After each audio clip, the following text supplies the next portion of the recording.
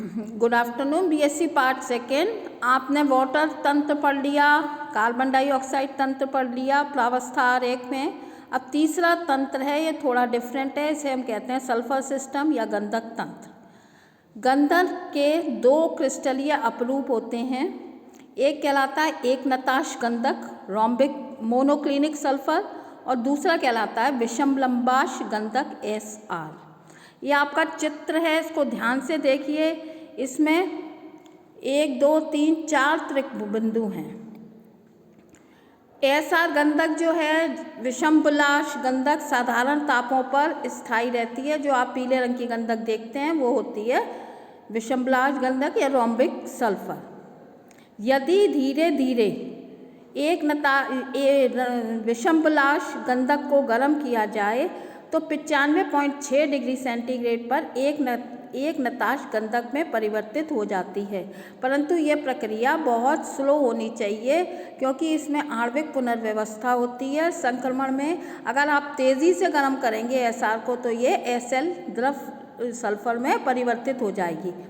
तो संक्रमण SR का SM में संक्रमण। तो जब हम SR गंधक को धीमे धीमे बहुत कम ताप पर गर्म करते हैं तो 95.6 डिग्री सेंटीग्रेड पर विषमबुलाश गंधक मोनोक्लिनिक या एक नताश गंधक में परिवर्तित हो जाती है। अतः इन दोनों अपरूपों का संक्रमण ताप 95.6 डिग्री सेंटीग्रेड होता है। एक नताश गंधक 95.6 डिग्री सेंटीग्रेड के ऊपर स्थायी रहती है, जबकि SR गंधक कमरे के ताप पर स्थायी रहती है। यदि हम SR को तेज़ी से गर्म करते हैं तो ये 114 डिग्री सेंटीग्रेड पर पिघल जाती है। अतः SR का जो मेल्टिंग पॉइंट है वो है 114 डिग्री सेंटीग्रेड। एक नताश गंधक 120 डिग्री सेंटीग्रेड पर पिघलती है। तो मोनोक्लिनिक का जो मेल्टिंग पॉइंट है वो है 120 डिग्री सेंटीग्रेड। जब द्रव गंधक को गर्म किया जाता है तो 444.7 जो कि बहुत हाई टेम्परेचर है पर उबलती है। तो कहने का अर्थ है कि द्रव गंधक का बॉइलिंग पॉइंट जो है वो 444.7 डिग्री सेंटीग्रेड है और वाष्प अवस्था में परिवर्तित हो जाती है।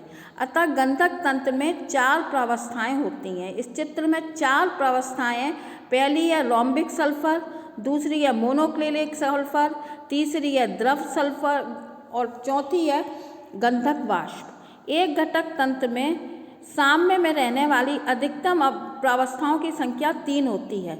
अतः गंधक की चारों प्रावस्थाएं एक साथ अस्तित्व में नहीं रह सकती। गंधक तंत्र के निम्न लक्षण हैं जो कि प्रमुख हैं, जो हम आपको बता रहे हैं। इसमें 6 वक्र हैं, DA, AB, BE, BC, CF तथा AC। यह सब वक्र एक चर तंत्र को प्रदर्शित करते हैं।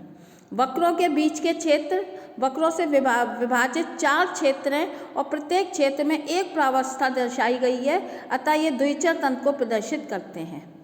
तीसरा इसका मुख्य बिंदु यह है कि इस तंत्र में त्रिक बिंदु, इसमें 4 त्रिक बिंदु होते हैं A, B, C और O, जो जिसपे 3 प्रावस्थाएं एक साथ साम्य में रहती हैं और जो अचर तंत्र को प्रदर्शित करते हैं। अब हम आपको वक्रों के बारे में बता रहे हैं। पहला वक्र है नीचे का DA। यह विषमबुलाश गंधक रोम्बिक सल्फर का ऊर्ध्वापतन वक्र है। इसमें 2 प्रावस्थाएं अगर आप देखें SR और SV, नीचे वाष्प है, ऊपर आपकी रोम्बिक सल्फर है। ये दोनों अवस्थाएं साम्य में रहती हैं। तो प्रावस्थाओं की संख्या 2, घटक की संख्या 1। तो P + F = C + 2 में F का मान 1 आता है। अतः ये एक चर तंत्र को प्रदर्शित करती हैं। यदि आप ताप को निश्चित करोगे तो दाब स्वतः ही निश्चित हो जाएगा। इसी प्रकार दूसरा वक्र है AB। इस पे SM, इसको हम कहते हैं SM मोनोक्लिनिक का ऊर्ध्वापतन वक्र। ऊर्ध्वापतन का मतलब होता है मोनोक्लिनिक को जब गर्म करोगे तो ये वाष्प में परिवर्तित हो जाएगी, द्रवित अवस्था में परिवर्तित नहीं होगी। तो इसमें भी 2 प्रावस्थाएं SM और SV, और इसमें भी ये भी एक चर तंत्र को प्रदर्शित करता है। तीसरा वक्र है BE। इस पे द्रव गंधक का वाष्प दाब, इसको हम कहते हैं द्रव गंधक का वाष्प दाब। इसमें SL और SV 2 प्रावस्थाएं साम्य में रहती हैं। तो ये भी एक चर तंत्र को प्रदर्शित करता है। इसके बाद है वक्र BC। ये एक नताश गंधक का गलन वक्र है, जहाँ पर SM और SL। गलनवर्क मतलब एक ठोस और एक द्रव। तो SM और SL साम्य में रहते हैं। जब हम मोनोक्लिनिक गंधक को धीरे धीरे गर्म करेंगे तो ये द्रवित अवस्था में परिवर्तित हो जाएगी। इसमें भी प्रावस्थाओं की संख्या 2, घटक की संख्या 1, तो ये भी एकचर तंत्र को प्रदर्शित करती हैं। जब एक नताज गंधक पिघलता है तो आयतन में वृद्धि होती है, अतः दाब बढ़ाने पर एक नताज गंधक का गलनांक बढ़ेगा। यह वक्र BC की दाहिनी ओर के झुकाव से स्पष्ट है। यदि किसी भी वक्र का झुकाव सीधी ओर होता है तो वहाँ आयतन में वृद्धि होती है। इसमें एक ही एक्सेप्शन है, पानी, जिसका झुकाव उल्टी तरफ होता है, क्योंकि बर्फ़ जब बनती है तो वो वैसे भी उसका आयतन ज़्यादा होता है वनस्पति की द्रवित अवस्था से, इसलिए उसका झुकाव उल्टी साइड होता है। बाकी सब में जो झुकाव है वो दाहिनी ओर है। तो जब हम किसी चीज़ पे दाब लगाते हैं तो गलनांक बढ़ता है और इसमें आयतन में वृद्धि होती है। नेक्स्ट वक्र है CF। यह SR का गलन वक्र है और इस पे SR और SL जो है वो दोनों साम्य में रहते हैं। यदि हम रोम्बिक सल्फर को गर्म करेंगे तो ये द्रवित अवस्था में परिवर्तित होगा। यहाँ पे भी 2 प्रावस्थाएं हैं, घटक 1 है और F का मान 1 है। वक्र AC ये SR तथा SM का संक्रमण वक्र है। ये तभी प्राप्त होगा जब हम धीमी गति से रोम्बिक सल्फर को गर्म करेंगे। इसमें भी 2 प्रावस्थाएं साम्य में हैं, तो F का मान 1 है। अब यदि हम वक्रों के बीच के क्षेत्र की बात करें तो एक क्षेत्र है DAAC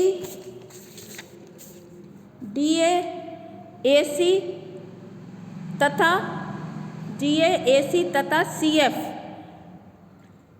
के बाईं ओर का क्षेत्र, जो कि SR का क्षेत्र है, जिसमें कि विषमलाश गंधक है, अतः इसमें प्रावस्था की संख्या 1 है और C का मान 1 है। तो इसमें डिग्री ऑफ फ्रीडम F का मान 2 है।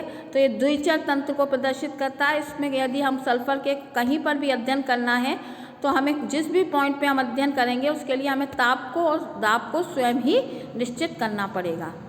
इसके बाद का वक्र है AB